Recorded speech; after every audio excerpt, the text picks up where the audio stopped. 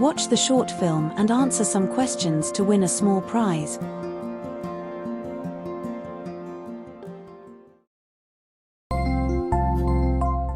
After 20 years.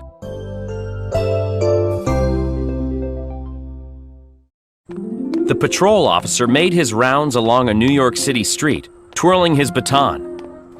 It was a little before 10 p.m., and a chilly wind had kept the streets empty. Halfway up a certain block, the officer slowed. In the doorway of a darkened hardware store, a man stood with his back against the door. "It's all right, officer," the man said quickly. "I'm just waiting here for a friend. Believe it or not, we made this appointment 20 years ago. You see, there used to be a restaurant where this store stands now. Big Joe Brady's." "Big Joe Brady's was torn down 5 years ago," the policeman said. The man stepped out from the doorway, peering both ways down the deserted street. A streetlight briefly lit him, revealing a pale, square-jawed face with sharp eyes and a noticeable white scar near his right eyebrow.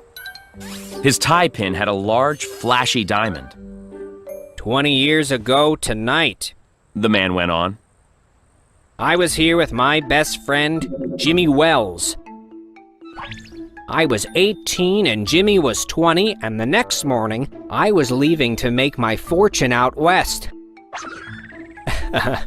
He chuckled. "But you couldn't have dragged Jimmy away. He thought New York was the only place on earth."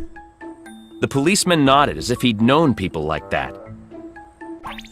"Well, that night we agreed to meet in this exact spot 20 years later. We figured that by then we'd have each made our fortunes, whatever they were going to be." "That's a long time between meetings," the officer said. "Have you heard from Jimmy since you left?" The man shook his head. "We wrote for a time, but we lost track of each other after a few years. The West is huge, and I moved around a lot.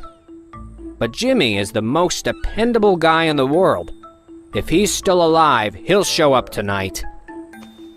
He pulled out a pocket watch.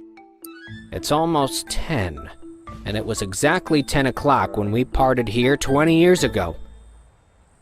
The policeman noticed that there were diamonds on the watch. "It looks like you've done well out west." "I have, and I hope Jimmy has done well too. Out west, I've had to compete with some very ambitious people." The policeman twirled his baton. "I'll be on my way now. I hope your friend shows up soon." "I'm sure he will, and I'll stick around until he does. Good night." The officer continued walking along his route.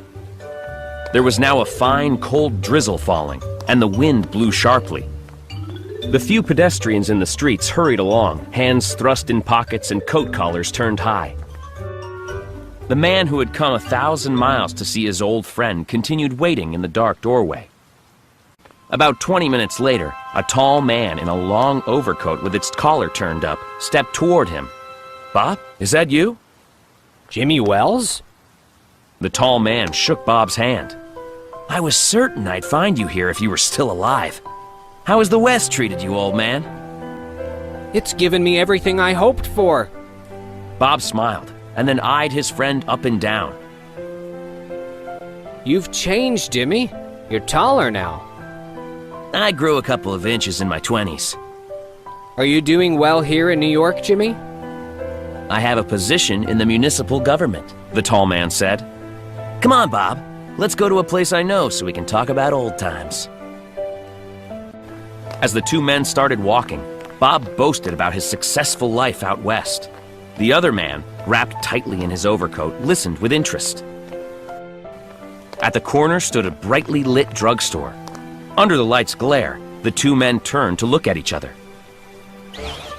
"You're not Jimmy Wells," Bob snapped. 20 years is a long time, but not long enough to completely change the shape of a man's nose." "But 20 years is enough time to change a good, decent man into a bad one," the tall man said. "You're under arrest, Sticky Fingers Bob. The police in Chicago would like to have a chat with you."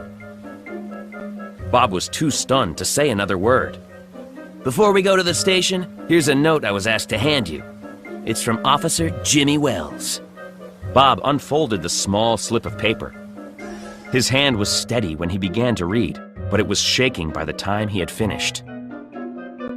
"Bob, I was at our meeting spot tonight at the agreed time. When you stepped into the light, I recognized the face of a notorious criminal who's wanted in Chicago. I couldn't bring myself to make the arrest, so I got a plainclothes officer to do the job. Jimmy."